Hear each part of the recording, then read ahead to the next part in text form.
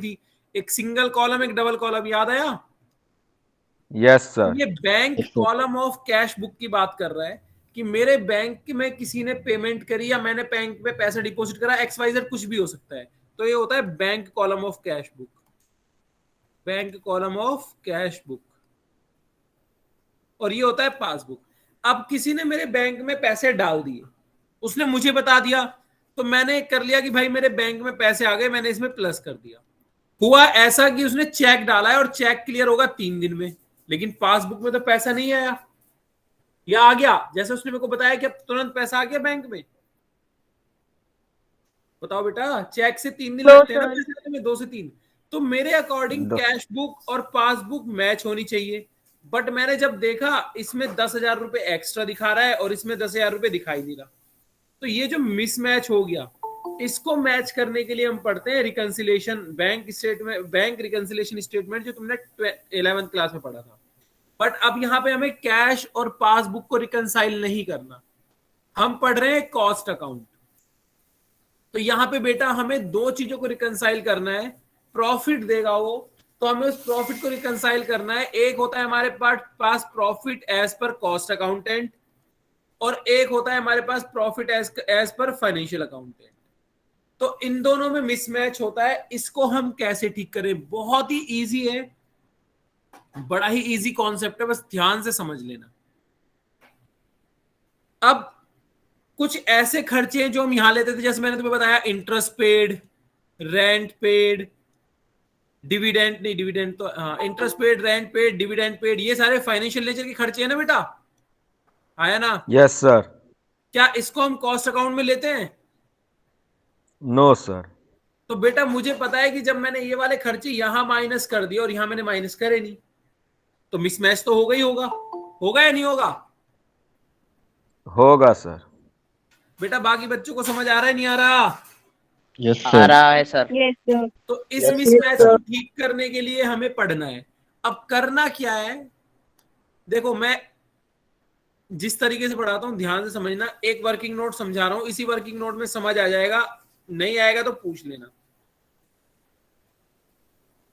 एक तरफ हम लिखते हैं कॉस्ट अकाउंट, एक तरफ हम लिखेंगे फाइनेंशियल अकाउंट। अब फॉर्मेट तो याद है ना, हम किस तरीके से करते हैं? हम इस तरीके से करते हैं फॉर्मेट, या तो मैं कॉस्ट अकाउंट को बेस लूंगा या मैं फाइनेंशियल अकाउंट को बेस लूंगा, ऐसी कुछ फॉर्मेट पढ़ा था 11th में। एक को बेस लेते हैं Yes, और sir. सेकंड आंसर आता है। अगर मैं profit as per cost account को बेस लूंगा तो मेरा आएगा answer profit as per financial account, और अगर मैं profit as per financial account को बेस लूंगा तो आंसर क्या आएगा मेरा? Profit as per cost account. तो एग्जांपल ले लेते हैं यहां, अगर मैं लूं profit as per cost account, तो जिसको मैंने बेस ले लिया, अब जितने भी चेंजेस करने हैं वो सारे मैं किस में चेंज करूंगा? कॉस्ट अकाउंटेंट में। तो कुछ चीजें प्लस होती हैं, कुछ चीजें माइनस होती हैं, ठीक है बेटा? कुछ चीजें प्लस होंगी, कुछ चीजें माइनस होंगी, और फाइनल आंसर आ जाएगा हमारा profit as per financial account. अब ये जो प्लस और माइनस होगा, ये सिर्फ और सिर्फ कॉस्ट अकाउंट में होगा, फाइनेंशियल अकाउंट में हम कुछ भी नहीं करेंगे। तो जिसको हम बेस लेते हैं, हम चेंजेस भी किस में करेंगे बेटा? जिसको हमने बेस लिया। अगर मैंने बेस लिया फाइनेंशियल अकाउंट को, तो चेंजेस भी मैं कहां करूंगा बेटा? फाइनेंशियल अकाउंट में। फाइनेंशियल। अब ध्यान से समझना, हमारे पास क्वेश्चन गिवन है और क्वेश्चन में दिया हुआ है इंटरेस्ट पेड 10,000। तो जब हमने लिया होगा इंटरेस्ट पेड 10,000, तो उस इंटरेस्ट की वजह से मेरे फाइनेंशियल में कम हुआ होगा, नहीं हुआ होगा 10,000? जब Yes, मैंने sir. बैंक हुआ यस होगा सर। सर। जब मैंने Yes, बैंक sir. लोन का इंटरेस्ट पे किया होगा, तो ये तो यहां से ऑलरेडी कट चुका है ना? क्या यहां पे हमने कुछ करा है? No sir. No sir. तो अब No, मुझे करना है इन दोनों को इक्वल। तो इन दोनों को इक्वल करने के लिए चेंज इसमें करूंगा या चेंज इसमें करूंगा? सीएम हमने बेस माना है कॉस्ट सर अकाउंट को, सीएम है। तो जब मैंने बेस माना है कॉस्ट अकाउंट को, चेंजेस भी कहां करूंगा बेटा? यहां पे। अब मुझे इन दोनों को इक्वल करना है, तो इसका मतलब क्या है? मुझे यहां से ये भी क्या करना पड़ेगा? माइनस। तो हम इसको लेस में दिखा देंगे, इंटरेस्ट ऑन लोन, सिंपल यहां लिख देंगे लेस में इंटरेस्ट पेड 10,000। सेम अगर मैं बोलूं ओपनिंग इन स्टॉक, यहां पे ओपनिंग स्टॉक की जो वैल्यूएशन है वो 10,000 रुपए है, और यहाँ पे ओपनिंग स्टॉक, क्योंकि ओपनिंग स्टॉक बेटा प्लस होता है, यहाँ पे ओपनिंग स्टॉक की वैल्यू 12,000 रुपए है ना। यहाँ ओपनिंग स्टॉक 10,000 या 12, मतलब प्लस का मतलब डेबिट साइड है तो नेगेटिव, सॉरी प्लस क्यों बोल रहा हूं मैं। स्टॉक हमारा डेबिट में आता है तो डेबिट आइटम हमारे नेगेटिव होते हैं, क्रेडिट आइटम हमारी पॉजिटिव होता है। तो स्टॉक आता है हमारा डेबिट आइटम में, तो ओपनिंग स्टॉक यहाँ -11,000 10,000 है, यहाँ -12,000 है। अब मुझे तो इन दोनों को इक्वल करना पड़ेगा बेटा, आया ना, आया यस ना। सर। अब मुझे इन दोनों को इक्वल करना पड़ेगा, तो क्या करना पड़ेगा, यहाँ पे -2,000, तो यहां लिख दूंगा ओपनिंग स्टॉक 2,000। क्लियर है नहीं है? Yes sir sir. ये वाला नहीं समझ में आया, फिर से बताइए ओपनिंग स्टॉक वाला बेटा कंसेप्ट। कॉस्ट अकाउंट में जो हमने ओपनिंग स्टॉक की वैल्यू ली है, क्योंकि कॉस्ट अकाउंट और फाइनेंशियल अकाउंट में स्टॉक की वैल्यूएशन अलग तरीके से होती है, ठीक है। तो कॉस्ट अकाउंट में जो हमने ओपनिंग स्टॉक लिया है वो 10,000 लिया है, क्योंकि डेबिट है तो माइनस होता है, ठीक है, प्रॉफिट में से माइनस होते हैं ना डेबिट वाले। Yes sir. और हमने फाइनेंशियल में लिया है ओपनिंग स्टॉक 12,000 का, तो मुझे इन दोनों को इक्वल करना है, तो मैं सिर्फ और सिर्फ कॉस्ट अकाउंट में चेंज कर सकता हूं, तो मुझे क्या करना पड़ेगा, -2,000 और लेना पड़ेगा कि ये टोटल -12,000 बन जाए। क्लियर? Yes sir. अब आता है क्लोजिंग स्टॉक। क्लोजिंग स्टॉक मेरा पॉजिटिव आइटम होता है, तो मान लो क्लोजिंग स्टॉक यहां पे लिया हुआ है 12,000 और यहां क्लोजिंग स्टॉक लिया हुआ है 15,000। अब क्लोजिंग स्टॉक हमारा क्रेडिट साइड में आता है, मतलब पॉजिटिव आइटम, तो क्लोजिंग स्टॉक यहां लिया है 12,000, यहां लिया है 15,000।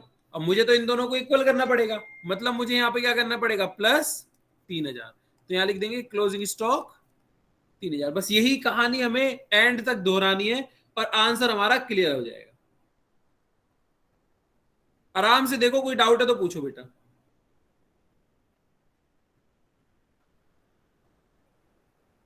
कोई भी डाउट आती है यहां तक तो पूछो, वरना मैं क्वेश्चन एक दो अभी एक क्वेश्चन लिखवाता हूं, फिर उसके बाद करते हैं। बस यही याद रखना, यही कहानी मुझे एंड तक करते रहनी है और हमारा आंसर आ जाता है।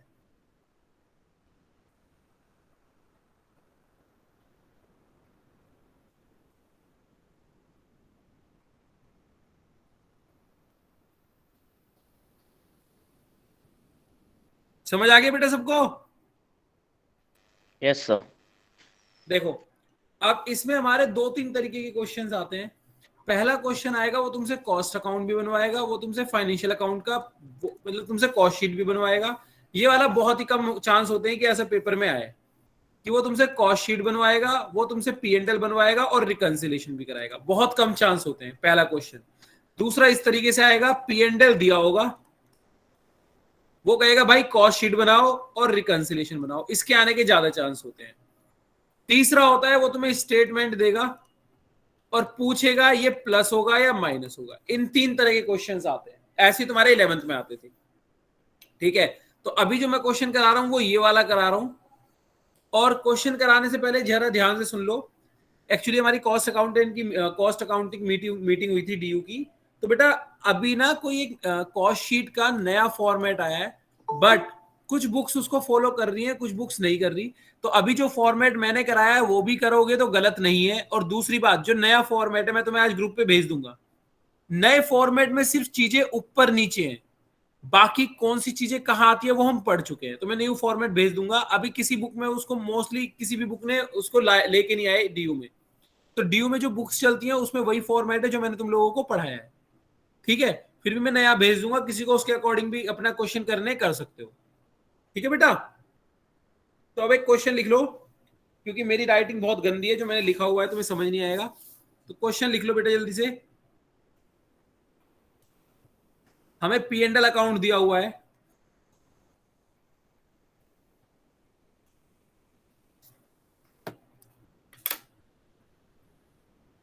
जब फॉर्मेट बना लो बता देना बेटा।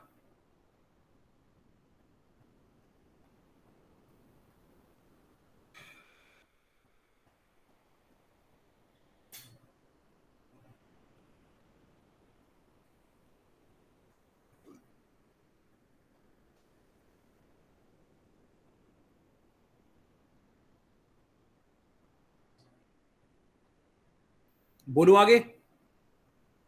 यस सर, बोलिए। डेबिट साइड लिखो, टू मटेरियल 3 लाख। वैसे टू लिखने की अब जरूरत होती नहीं है, तो सिंपल मटेरियल भी लिख दोगे, कोई दिक्कत नहीं है। मटेरियल 10 लाख। ओ कितना, 10 लाख नहीं, कितना बोला मैंने, material 3 lakh. 3 lakh. Material 3 lakh. Labour 5 lakh. Direct expenses 1 lakh. Direct expenses 1 lakh. Office expenses 3 lakh.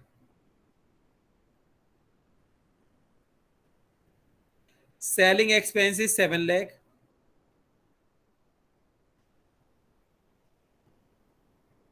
Interest on loan 80,000।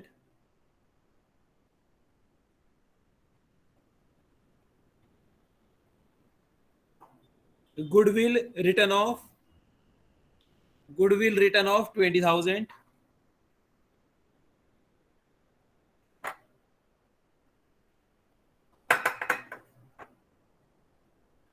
Credit, उसके बाद नीचे लिखो net profit 4,50,000। Net profit 4,50,000। So 4,60,000. 50, 4 lakh, 4.5 lakh. Okay, sir. इसको एक गिलास करो पानी का।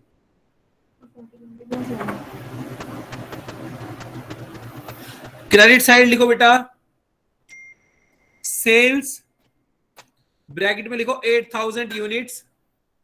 सेल्स ब्रैकेट में 8,000 unit.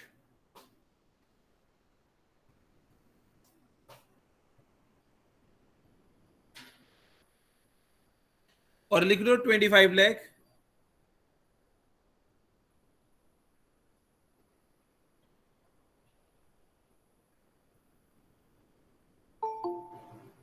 Closing stock, closing stock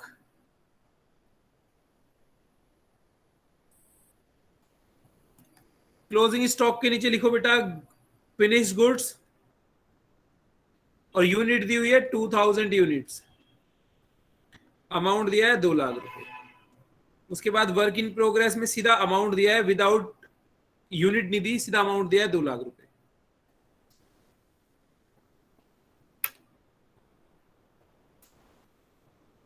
उसके बाद बेटा dividend paid, sorry dividend received, dividend received 50,000 and rent received 1 lakh. Dividend का अमाउंट 50,000। और रेंट का? Rent received is 1 lakh.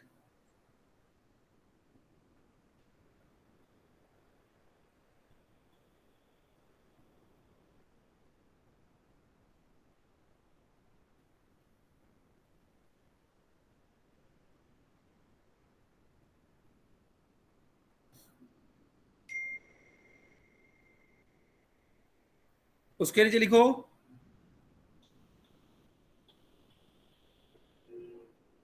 Cost accountant of the company provide the following data.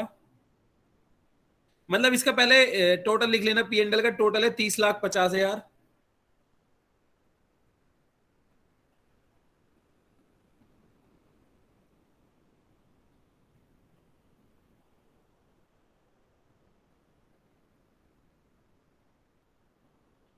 उसके बाद लिखो cost accountant of the company provide the following data.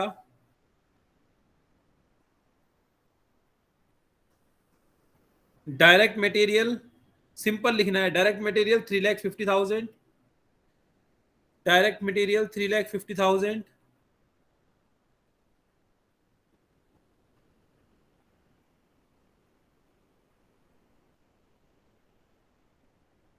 Factory overhead 50% of prime cost. Factory overhead 50% of prime cost.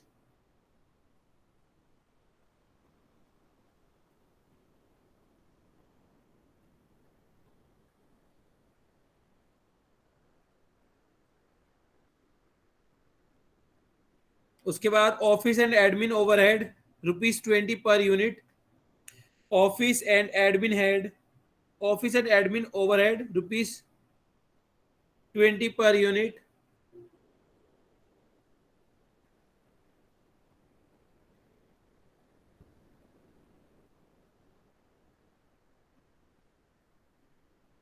Selling and distribution overhead ₹100 per unit.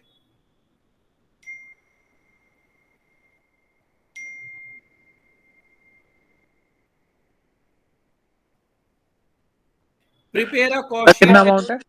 क्या बेटा? 100 per unit. Prepare a cost sheet and reconcile your data with financial accountant.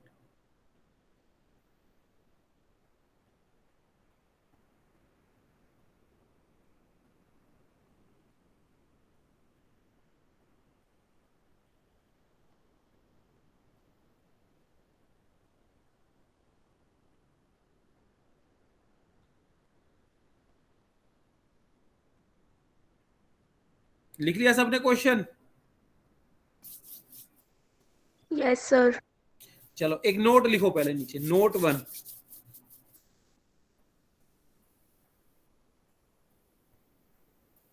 If overhead expenses are given in per unit, if overhead expenses are given in per unit, जैसे कि देखो check करो, यहां पे दिया है ना सेलिंग ओवरहेड 100 पर यूनिट और ऑफिस ओवरहेड 20 पर यूनिट दिया है ना बेटा. तो अभी इससे पहले हमने ऐसे तो कोई क्वेश्चन करा नहीं था, या करा था? No sir. नहीं किए थे सर. अब पर यूनिट दिया है तो मुझे मल्टीप्लाई किससे करना है ये तो हमें पता ही नहीं है. तो लिखो इफ, क्या लिखवा है? If overhead expenses are given in per unit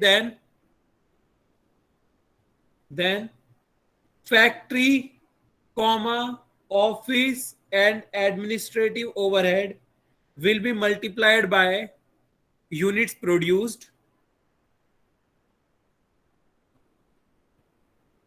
and selling and distribution overhead will be multiplied by units sold.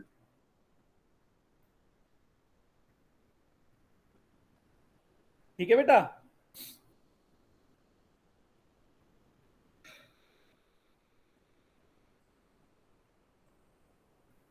Clear है?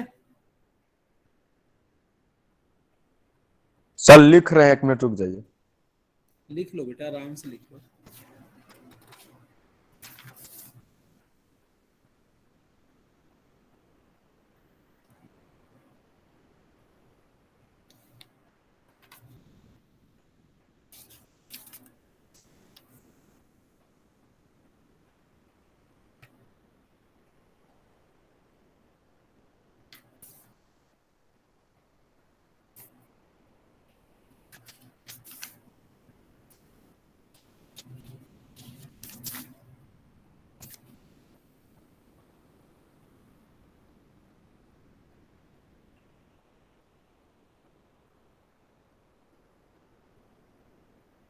सर एक चीज पूछना था.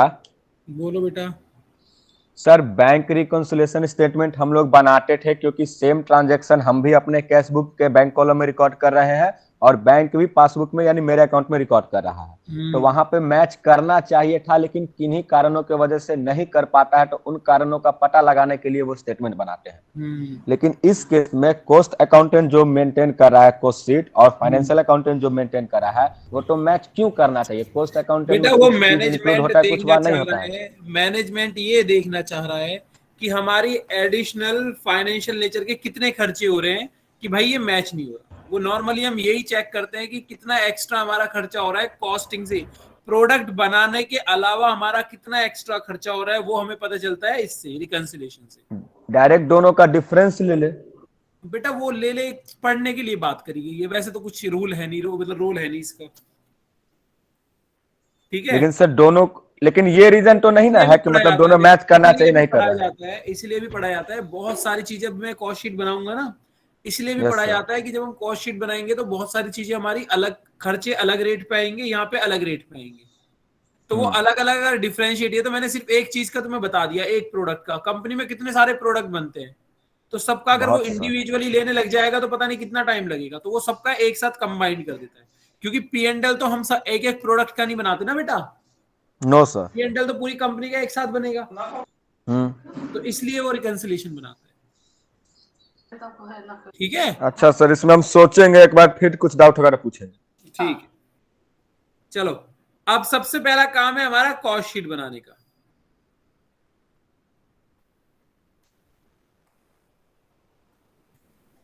कॉस्ट शीट का फॉर्मेट याद है ना बेटा सबको? Yes sir. तो सबसे पहले बनाते हैं कॉस्ट शीट। यहां से स्टार्ट करता हूं मैं। मुझे पता है कॉस्ट शीट में हम लेते हैं पहले direct material, direct labour, direct expenses. फिर मेरा आएगा प्राइम कॉस्ट। प्राइम कॉस्ट में हम प्लस करते हैं फैक्ट्री ओवरहेड। फिर मेरा निकल के आता है फैक्ट्री कॉस्ट। इसमें हम प्लस करते हैं opening work in progress, minus करते हैं closing work in progress, plus minus करने के बाद आता है मेरा net factory cost. Net factory cost में हम प्लस करते हैं ऑफिस एंड एडमिन ओवरहेड।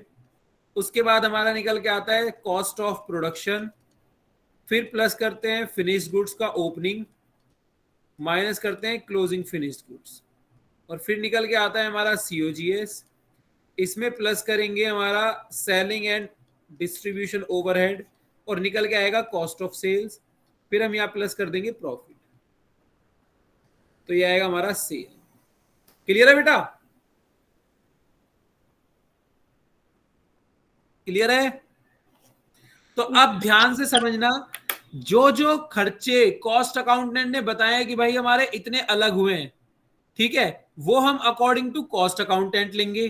ध्यान से समझना, जो खर्चे मुझे कॉस्ट अकाउंटेंट ने बताए हैं वो खर्चे हम कॉस्ट अकाउंटेंट के अकॉर्डिंग लेंगे, और जो खर्चे हमें कॉस्ट अकाउंटेंट ने नहीं बताए बट वो खर्चे हमें लेने हैं वो हम P&L में से डायरेक्टली उठा लेंगे। जैसे क्वेश्चन सबसे पहले डायरेक्ट लेबर। डायरेक्ट लेबर मुझे कॉस्ट अकाउंटेंट ने बताया क्या? चेक करो। No, sir. Sorry, direct labour कह रहा हूं, डायरेक्ट मटेरियल, सॉरी। सबसे पहले डायरेक्ट मटेरियल है। डायरेक्ट मटेरियल कॉस्ट अकाउंटेंट ने बताया बेटा?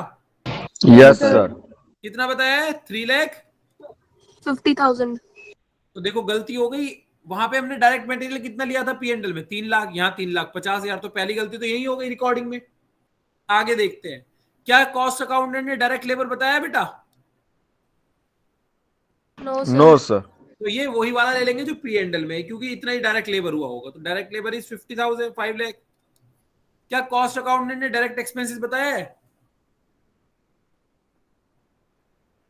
No No, sir, sir. नहीं बताया है। तो क्वेश्चन में लिखा हुआ है हमारा डायरेक्ट एक्सपेंस 1 लाख। तो मेरी प्राइम कॉस्ट कितनी हो जाएगी? 9,50,000। Yes sir, 950। अब देखो, पहले समझ लेना, लिखने का टाइम दूंगा मैं, समझ लेना पहले, ठीक है?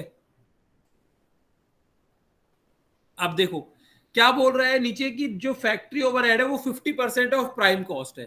तो फैक्ट्री ओवरहेड तो इसने मुझे निकाल के ही दे दिया, 4,50,000 आया ना। जबकि P&L में फैक्ट्री ओवरहेड कितना है? 6 लाख। और कॉस्ट अकाउंटेंट बोल रहा है भाई हम 6 लाख नहीं ले रहे, हम तो सिर्फ 4.5 लाख लेंगे, हमारे अकॉर्डिंग 4.5 लाख का खर्चा हुआ है। ठीक है बेटा? आया ना? सर 475 Sir, नहीं आएगा? 9.5 4,75,000 ठीक है, होगा. 470 कर लो, मेरी कैलकुलेशन में गड़बड़ हो गई। ठीक है, 475। ठीक है बेटा? Yes, sir.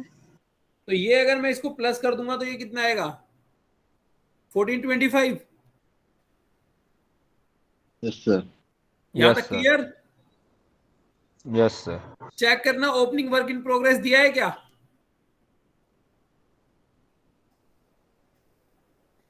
Opening work in progress दिया है क्या कहीं भी, कॉस्ट अकाउंटेंट या किसी ने भी? No sir. सर क्लोजिंग दे रहा है। 0। क्लोजिंग दिया है क्या? अब चेक करना है बेटा, ध्यान से समझना। अब ये देखो कि क्लोजिंग स्टॉक की यूनिट दी है क्या क्लोजिंग वर्क इन प्रोग्रेस की? नो सर, डायरेक्ट अमाउंट दिया डॉलर। अगर क्लोजिंग वर्क इन प्रोग्रेस की यूनिट दी होती तो मैं कॉस्ट अकाउंटेंट अपना अलग तरीके से कैलकुलेशन करता। ठीक है? तो अब यूनिट नहीं दी तो जो फाइनेंशियल ने लिया है वो ही तुम ले लो। अगर यूनिट नहीं दी, अगर यूनिट दी होती तो तुम अपने अकॉर्डिंग, जो मैंने फॉर्मूला लिखवाया था ना तुम लोगों को, उस फॉर्मूले के अकॉर्डिंग कैलकुलेशन करते। ठीक है बेटा? तो मेरा नेट फैक्ट्री कॉस्ट कितना आ गया? 12,25,000। पहले यहां तक लिख लो, फिर आगे करते हैं। जल्दी लिख लो क्योंकि मुझे स्पेस चाहिए होगा। यहां तक लिख लो जल्दी।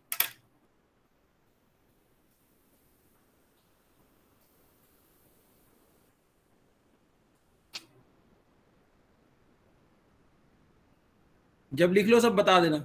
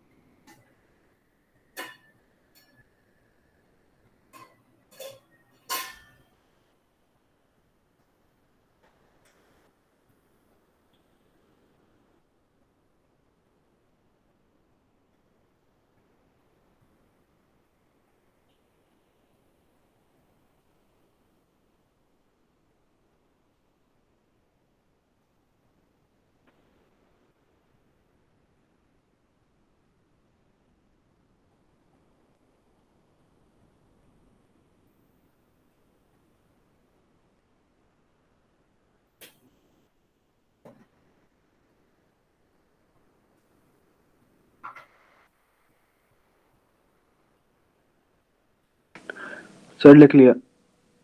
बाकी बच्चों ने बेटा? Yes sir. Yes sir. Yes sir. चलो अब आगे आते हैं।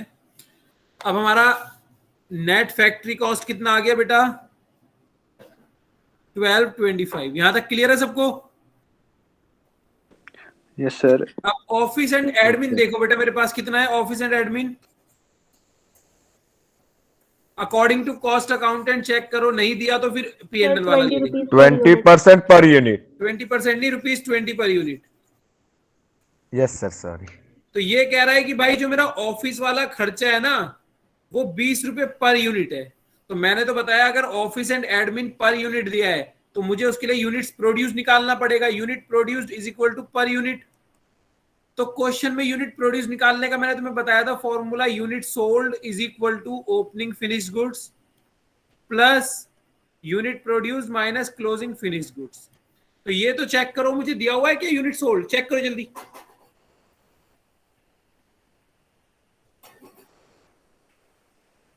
ये मिलेगा यस सर, 8000 यूनिट। देखो जहां सेल लिखी हुई है हमने बताया कि हमने 8000 यूनिट सेल करी है ना बेटा?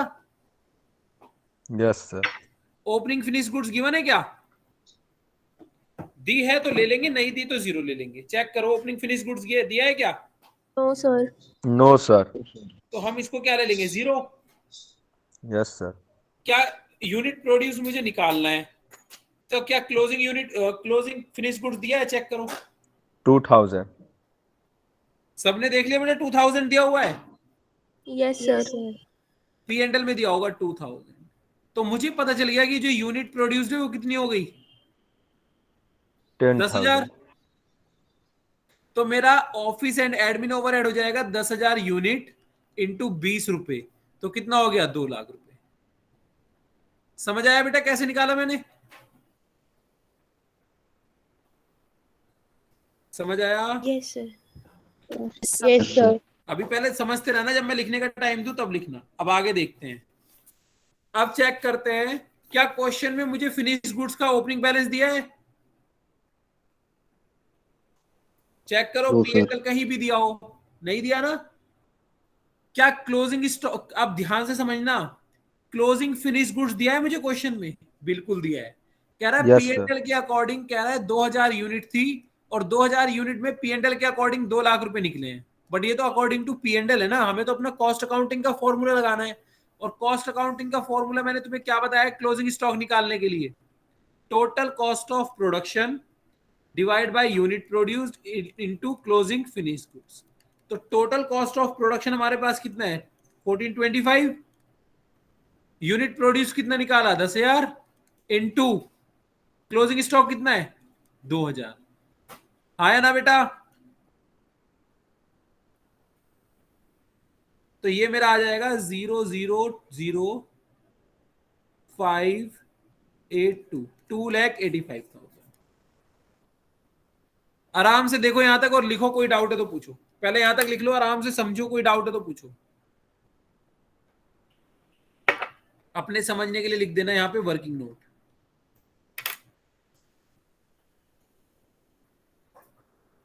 अभी तक मैंने कुछ भी नया नहीं कराया, सब वही कराया जो मैं ऑलरेडी करा चुका हूं। आराम से देखो, कोई डाउट आता है पूछो मेरे से।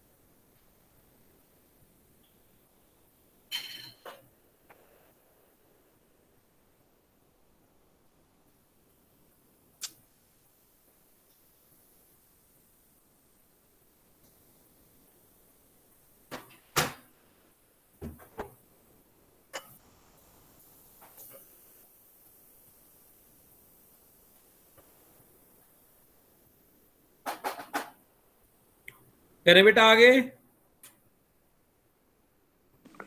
Yes sir. Yes, sir. चलो बहुत बढ़िया। देखो अब हमारा सीओजीएस कितना आ जाएगा इसको प्लस करके, 14,25,000 और 25 ये आएगा मेरा 11,40,000। सॉरी 11 नहीं, अच्छा ये तो माइनस होगा ना हमारा। हाँ तो 11,40,000। ठीक है बेटा। Yes sir. अब selling and over distribution overhead दिया है मैं 100 पर यूनिट। चेक करो सेलिंग एंड डिस्ट्रीब्यूशन क्या यूनिट प्रोड्यूस पे लगाऊंगा? Unit sold. तो याद रखना सेलिंग खर्चे सिर्फ उतने पे ही लगते हैं जितने हम बेच रहे हैं। जो बेच रहा हूं उसी पे तो सेलिंग खर्चा करूंगा। तो सेलिंग हमारा 8,000 यूनिट मैंने बेच दी, 100 रुपए का एक है, तो हमारा सेलिंग एक्सपेंस आ गया भैया 8 लाख रुपए। तो ये मेरा टोटल आ गया 19,40,000। सेल मुझे दिए 25 लाख रुपए। तो मेरा अकॉर्डिंग टू कॉस्ट अकाउंट जो प्रॉफिट आएगा 25 में से 20, 5, 5, 60, तो ये आएगा 5,60,000। अकॉर्डिंग टू कॉस्ट अकाउंट मेरा जो प्रॉफिट आ रहा है वो आ रहा है 5,60,000। अकॉर्डिंग टू फाइनेंशियल अकाउंट मेरा प्रॉफिट आ रहा है 4,50,000। अब इसको रिकंसाइल करें, लिख लो जल्दी यहां तक।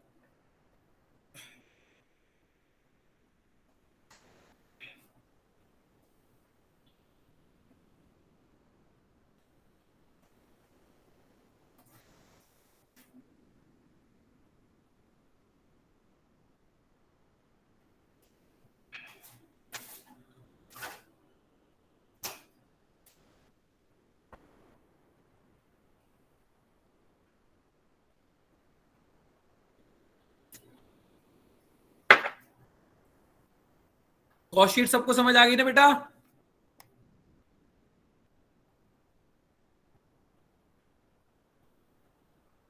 दोनों सेक्शन के मिला के सिर्फ 28 बच्चे।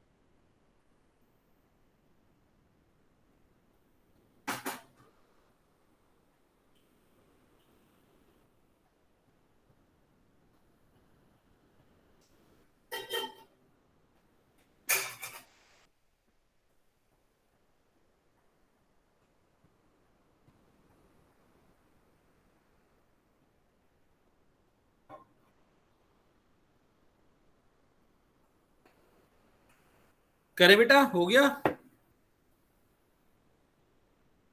लिख लिया सबने? चलो,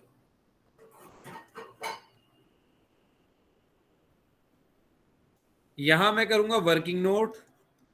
जरूरत होती नहीं है इसमें वर्किंग नोट की, सिर्फ समझाने के लिए करूंगा। उसके बाद तुम्हारा, उसके बाद जैसी इच्छा हो, सीखने के बाद तुम जैसा करना चाहो वैसे करना।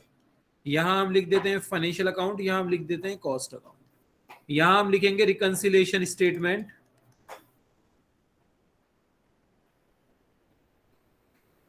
ये मेरा फॉर्मेट होता है। हम लेके चलते हैं profit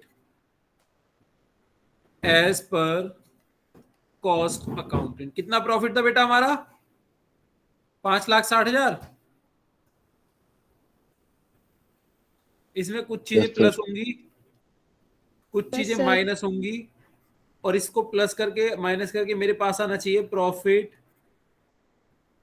as per financial account, और वो आ रहा है 4,50,000।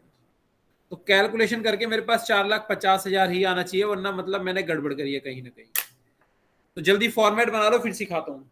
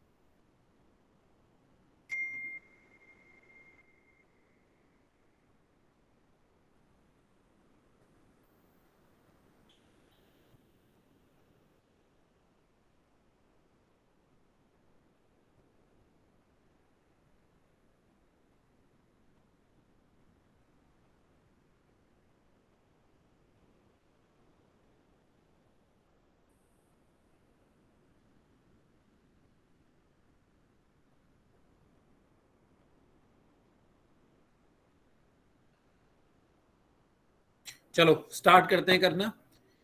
अब बेटा पी एंड एल खोल लेते हैं। हमारे पास पी एंड एल भी है, हमारे पास कॉस्ट शीट भी है, तो दोनों अपने पास रखते हैं और पी एंड एल में से स्टार्ट करते हैं। सबसे पहले पी एंड एल में दिया हुआ है डायरेक्ट मटेरियल, सॉरी यहां क्यों लिख रहा हूं मैं। सबसे पहले पी एंड एल में दिया है डायरेक्ट मटेरियल, तो जहां पे मिसमैच है सिर्फ वो लिखेंगे, जो इक्वल है उसमें दिक्कत नहीं आएगी। सॉरी, फाइनेंशियल अकाउंट में हमारा डायरेक्ट मटेरियल दिया हुआ है 3 लाख, और यहां पे डायरेक्ट मटेरियल दिया हुआ है 3,50,000। और याद रखना बेटा, खर्चे मतलब नेगेटिव, इनकम मतलब पॉजिटिव। तो बेटा खर्चे तो प्रॉफिट में से माइनस होते हैं ना बेटा, तो इसको ब्रैकेट में डाल देंगे तो मुझे पता है direct material is a negative amount.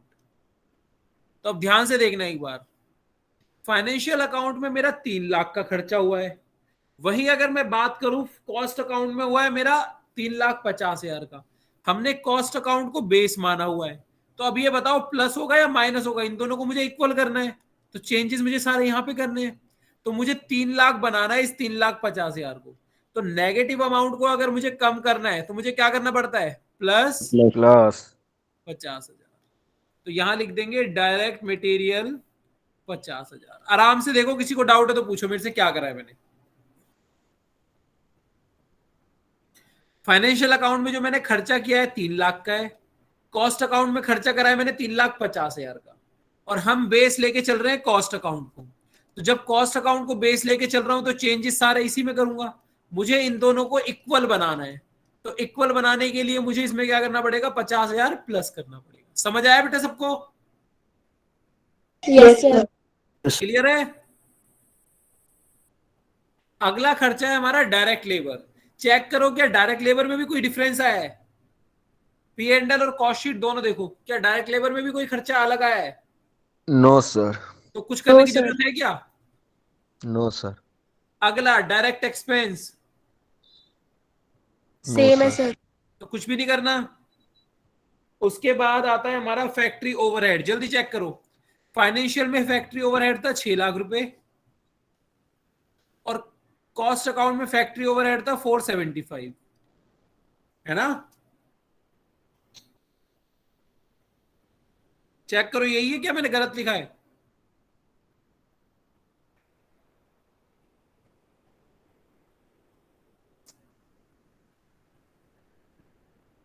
यही है ना बेटा? हेलो, सर क्लास में क्या हो किसी बोले? को? है सर, दिमाग तो के ऊपर चेक चल करो, गया। फैक्ट्री ओवरहेड एफए में 6 लाख है, सीए में 475 है।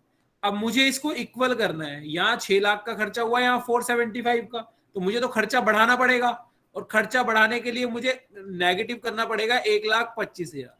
तो यहाँ लिखेंगे फैक्ट्री ओवरहेड और नेगेटिव अमाउंट 1,25,000। खर्चे को बढ़ाऊंगा तो सर बेटा उसमें नेगेटिव 6 लाख कहाँ पे है? अच्छा, मैंने गलत देख लिया नहीं सर, उसमें Yes, 6 lakh sir. Factory overhead करके है ही कहाँ कुछ? पीएनएल में तो कोई बेटा। है ही नहीं वैसा फैक्ट्री इधर। एक्सपेंस लिखा हुआ है, जो कहाँ लिखा फैक्ट्री हुआ है सर? एक्सपेंस होगा वो क्या होगा, फैक्ट्री ओवरहेड ही तो होगा। तो सर फैक्ट्री एक्सपेंस भी कहाँ लिखा है? पीएनएल में लिखवाया नहीं है मैंने factory expense. No sir. No, no ओ sir. ठीक है, फिर No, ठीक है, मैं sir. हो सकता है बोलने में भूल गया हूँ। तो पीएनएल में डेबिट साइड लिख लो फैक्ट्री एक्सपेंस 6 लाख। ऑफिस लिखवाया है, yes sir, Yes, office selling sir. लिखवा है। Selling, yes sir. Interest on loan, yes sir. Goodwill, yes sir. ठीक है, फिर वही वाला भूल गया हूँ मैं, ठीक है। तो यहाँ पे आ गया 125। यहां तक क्लियर हो गया बेटा? Yes, sir. Yes sir. अब आ जाते हैं इसके बाद, फैक्ट्री के बाद office overhead. Office overhead check करना पीएनएल में कितना है। Sir, 3 PNL lakh. में 3 लाख 3 है, लाख 3 लाख। और हमारा यहाँ पे कितना है, कॉस्ट शीट में कितना निकाला था बेटा हमने, office 2 lakh. Sir, 2 lakh. Lakh. तो समझ आ गया ना क्या करना है? 1 लाख से खर्चा और बढ़ा दूंगा, तो office and admin overhead 1 lakh. Clear है बेटा? Yes, sir. अगला, इसके बाद आता है हमारा क्लोजिंग। ओपनिंग स्टॉक तो है नहीं हमारे पास, है ना? चलो अभी हम पीएनएल के हिसाब से ही कर रहे हैं, कॉस्ट शीट पे बाद में आएंगे, पीएनएल के अकॉर्डिंग कर लेते हैं। इसके बाद हमारा क्या था बेटा, ऑफिस के बाद सेलिंग ओवरहेड, Yes, है sir. ना? पीएनएल में सेलिंग ओवरहेड कितना था बेटा, 7 लाख, 7 लाख। और यहाँ कितना था, 8। 8 लाख। तो मुझे क्या करना पड़ेगा, प्लस करना पड़ेगा 1 लाख। तो यहाँ लिखेंगे सेलिंग ओवरहेड 1 लाख। समझ आ रहा है ना बेटा? Yes, उसके बाद ध्यान से देखो, लिख लेना बाद में, interest on loan. Interest on loan यहाँ पे मेरा माइनस हो गया था 80,000। क्या कॉस्ट शीट में हमने इंटरेस्ट ऑन लोन लिया था बेटा? नो सर, तो अब मुझे No, क्या sir. करना पड़ेगा, यहाँ पे भी लेना 80,000 पड़ेगा। माइनस करना पड़ेगा। तो लिखेंगे इंटरेस्ट ऑन लोन 80,000। उसके बाद हमारा गुडविल रिटर्न ऑफ, हमने P&L में गुडविल रिटर्न ऑफ लिया था 20,000। क्या हम कॉस्ट शीट में रिटर्न ऑफ वैल्यू लेते हैं? No, sir. No sir. तो यहाँ पे भी मुझे क्या करना पड़ेगा, 20,000। तो गुडविल रिटर्न ऑफ 20,000। चलो यहां तक कर लो, फिर क्रेडिट साइड करते हैं, जल्दी कर लो यहां तक और आराम से देख लो। डाउट हो तो डाउट भी पूछते रहो।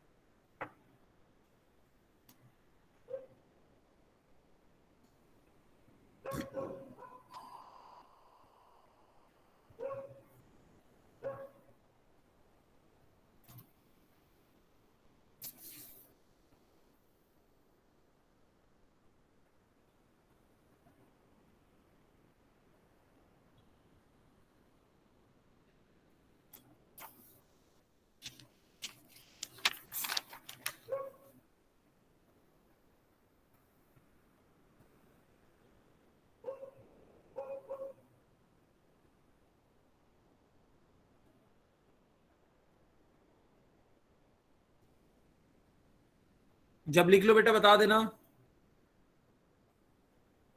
सर लिख लिया। सबने लिख लिया बेटा? No sir. लिख लो, कोई बात नहीं, आराम से लिख लो।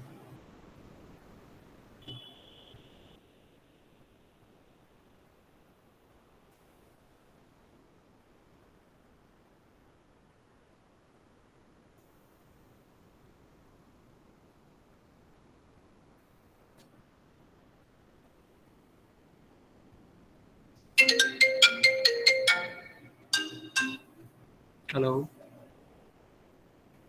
Good morning.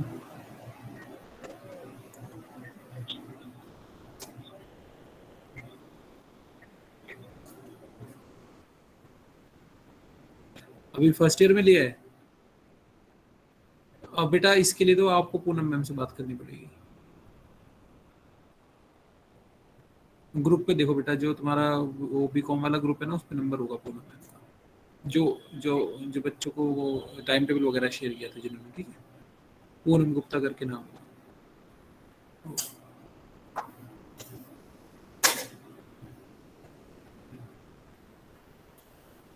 चलो लिख लिया बेटा सबने? Yes, sir.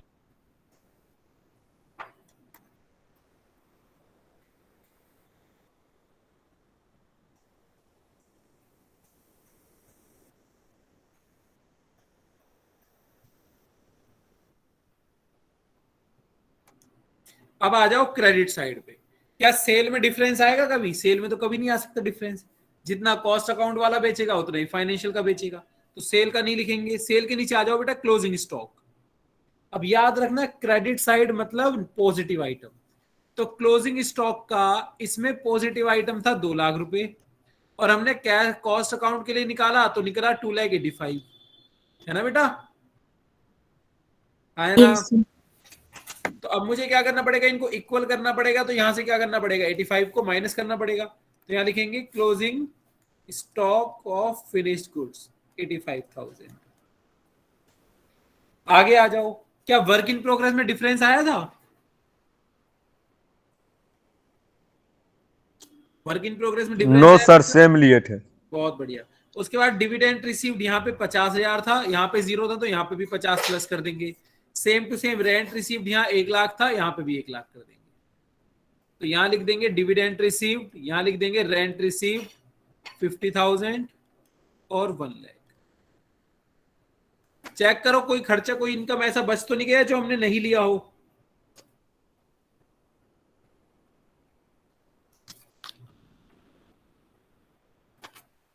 अगर नहीं बचा तो टैली करके देख लो क्या इन सबको प्लस माइनस करके यही आ रहा है। अगर ये नहीं आ रहा तो मतलब हमने पक्का कुछ ना कुछ गड़बड़ करी है। तो हम कर लेते हैं, मैं भी कैलकुलेशन कर लेता हूं जब तक तुम बच्चे लिखते रहो। 1 2 लाख 3 लाख प्लस 3 लाख, ऊपर का आ गया बेटा हमारा 8,60,000 माइनस 225 माइनस 185, तो बिल्कुल सही आ रहा है हमारा 4,50,000। चेक कर लो बेटा, आराम से कर लो। और आज के लिए तुम्हारा सिर्फ जो क्वेश्चन मैंने कराया यही तुम्हें रिवाइज करना है आज घर पे, फिर कल हम इसके आगे की क्वेश्चंस करेंगे।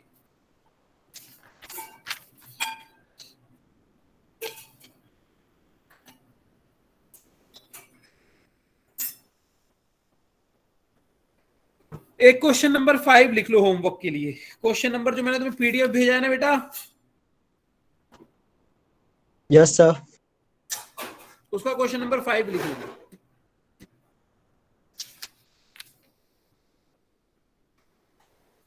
5 हो जाएगा, इजी है इसलिए दे रहा हूं। उसके आगे करेंगे हम अगली क्लास में, मतलब कल।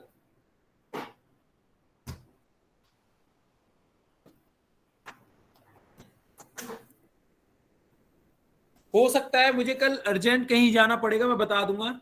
अगर ऐसा हुआ तो कल अंबिका मैम तुम्हारी 2 घंटे की क्लास ले लेंगी, ठीक है, और परसों मैं 2 घंटे की ले लूंगा। अगर मेरे को जाना हुआ कहीं कल तो मैं इवनिंग तक बता दूंगा, ठीक है बेटा। सर दोनों सेक्शन का अंबिका मैम लेंगे?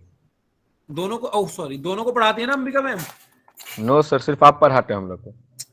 बेटा कॉस्ट बिजनेस मैथमेटिक्स कौन पढ़ाता है? अंबिका मैम नहीं है, कोई और है सर। अच्छा अंबिका मैम ही है सर। बेटा अच्छा, अंबिका अंबिका मैम ही मैम। होंगी बिजनेस मैथ्स पढ़ाने वाली। यस सर, वही है। तो ए और बी का कंबाइंड अंबिका मैम ले लेंगी कल, और परसों मैं ले लूंगा फिर, ठीक है। तो परसों कंबाइंड क्लास में चैप्टर खत्म हो जाएगा हमारा 2 घंटे में। अच्छा सर, कॉस्ट बोलो शीट बेटा। में तो इनकम का एक भी आइटम आता नहीं है, तो नहीं हम आता। ये पेनल का सेल और क्लोजिंग स्टॉक को छोड़ के जो भी आइटम रहेगा एज इट इज उतार देंगे बिना देखे सोचे बस समझे। बस। ठीक सर, उतार देंगे।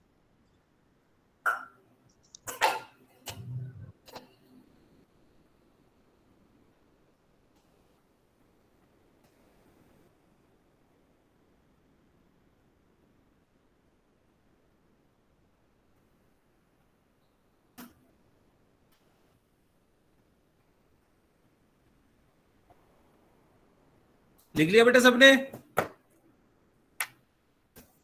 Yes sir. ठीक है बेटा, लीव कर सकते हो अगर हो गया।